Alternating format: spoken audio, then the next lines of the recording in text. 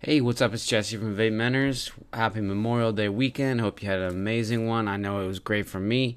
Thank you to all the veterans. I hope you paid your respects in the best way possible for you. I personally have two grandfathers that served in World War II, and so it's a special thing for me that they get remembered and they get a day. They get more than one day, which is what they should. So, happy Memorial Day to the active and service members and also to the veterans. So, real quick, I wanted to give you a sort of the update of the weekend. There's two interesting things that I want to talk about today. One is just a blazing, it's a skewer of a tweet from Carl Phillips on Twitter. He totally, I think he totally trolled Scott Gottlieb in the best way possible. So I'm going to share that with you.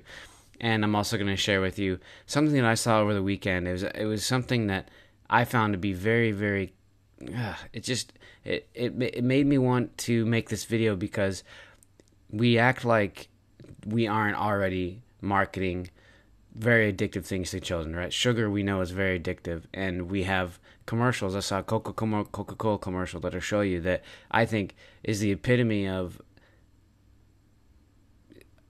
marketing to children as something that's an addictive chemical and something that kills people. Like sugar is a very dangerous thing. If you overeat sugar, you have obesity, heart disease, diabetes. These things are very serious problems, and we market these things to children as if like they're candy. Well, that's, I can't really say that because it is candy, right? But it's like it's candy.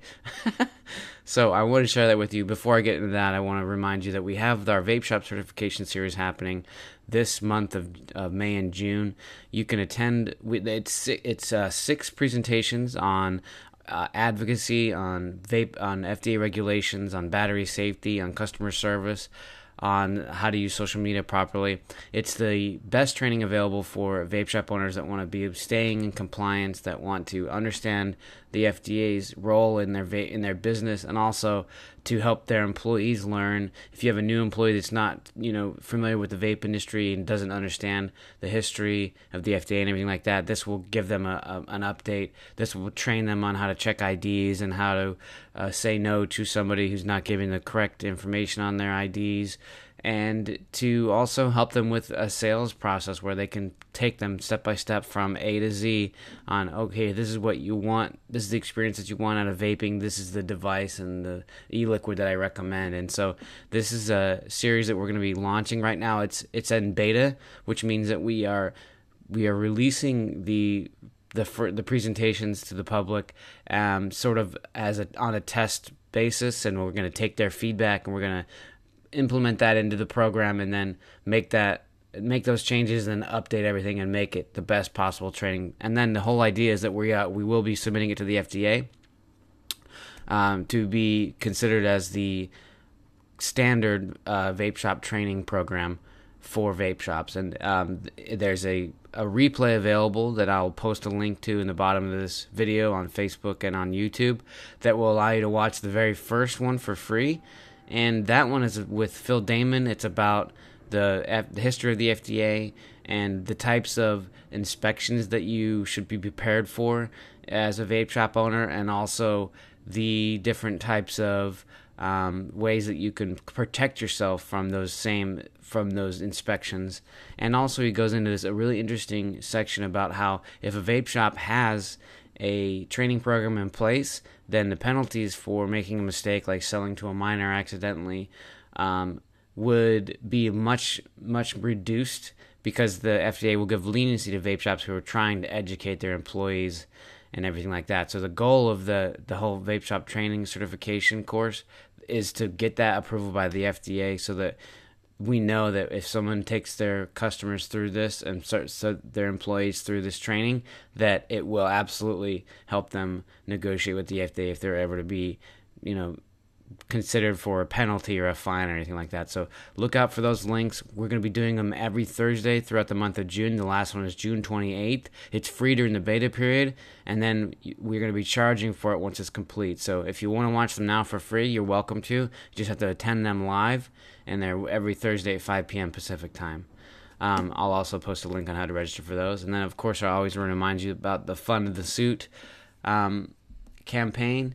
the last time I checked, there was over $150,000. They needed $250,000 to could be considered complete. Obviously, the more the better. So go and donate to fund the suit I have already, and it's going to be something very, very helpful for the industry. So with that said, I'm going to get into what I want to talk about today, which in this case is actually a tweet from Carl Phillips. If you don't follow Carl Phillips on Twitter, by the way, he's one of the best. He very, very smart guy, very influential.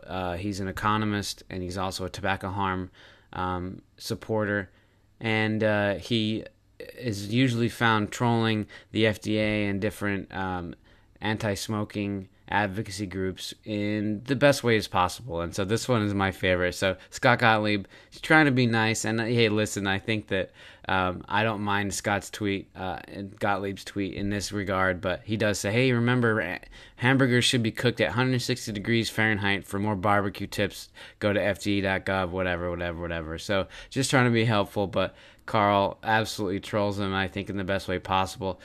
Translation: we give uncontroversial advice that exceeds our proper mission, so that when we give oppressive and misleading advice about behavioral choices grossly abusing our authority, you will just be used to it. It's so good. I mean, I just had to share that because I just want to say bravo, Carl. It's amazing. It's so true. I don't need to say anything else other than what he's already said. So what I wanted to show you is this Coca-Cola commercial. And so I think I'll play the commercial first.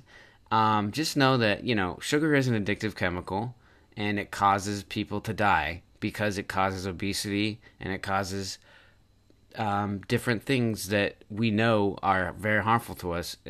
And we know that childhood obesity is a problem. So just watch this commercial and tell me if you think that, just watch this commercial. Danny shares with Beth on a beach in paradise. Robert shares his dance moves. Then he shares his pen.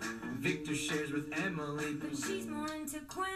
Kevin shares a song in the spotlight with Colleen. Nick shares with Vince to the DJ, he's 19. Deja shares with Curtis after her curfew.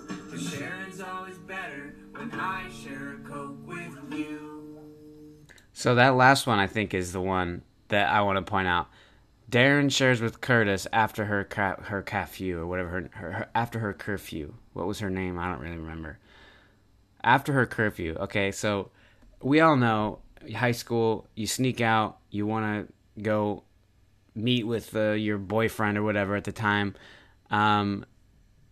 This is and there's even a mention there of a DJ who's 19. And look, they don't really mention. That's the only age they really mention in this whole commercial. But I don't think you need me to tell you that this is clearly marketing to children. I mean, it is. I mean, look, there's probably another one right here. This looks like a kid eating pizza. And so we know that Coca-Cola is absolutely targeting kids in this commercial. And, why is that important?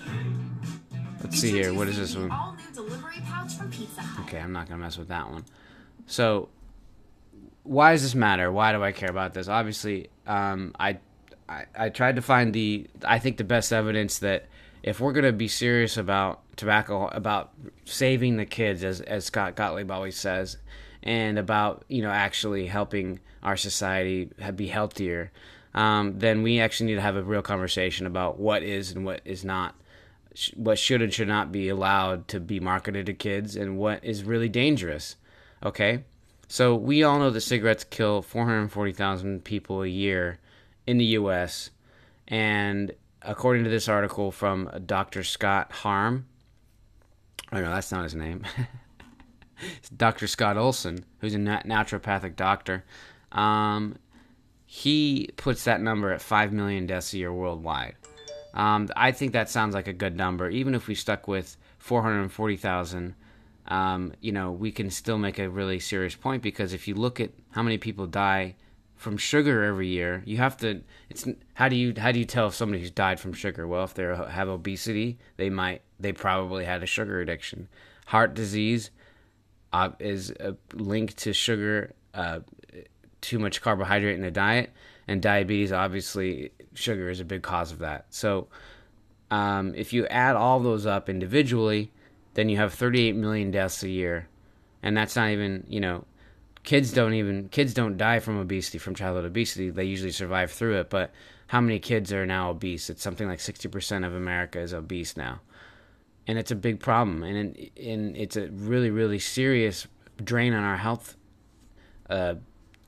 economy, and our health as a country. So, he does mention that some of this could be overlap, right? If somebody dies of diabetes, they might have listed their cause of death as heart disease or whatever, but so he says, now some of these figures overlap. Some obesity deaths may also be due to heart disease or diabetes, right? So obesity is too broad of a term to really say, well, how do you die of obesity? You usually die of heart disease or diabetes. So he does say, okay, let's cut that in half and say 15 million deaths a year from sugar-related causes.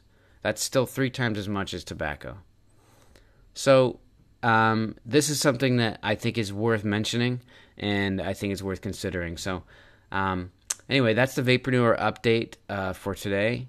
This is Tuesday, May 29th, my mom's birthday. I'm going to have to give her a call.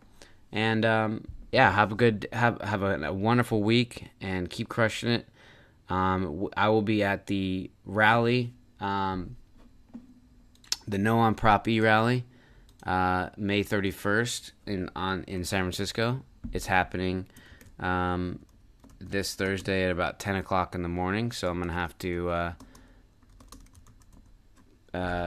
do some, I don't know, BART to the city, I guess. I don't really want to do that, but I'm going to set up a booth for taking in people's opinions on the current vapor legislation. I have a feeling it's going to be sort of a heated day. I'm not sure how many no on Prop E people are going to be there, or yes on Prop E, I guess you'd call them. But they are having a rally, and it might get heated. So I'm gonna go there. I'm gonna interview some people. I'm gonna interview some yes on Prop E people. I'm gonna have them try to change my mind on why we should vote yes on Prop E. I don't think they're going to, but I'm gonna be recording it and putting it into a little video for you guys to see why they really believe what they believe, because I think it's super important.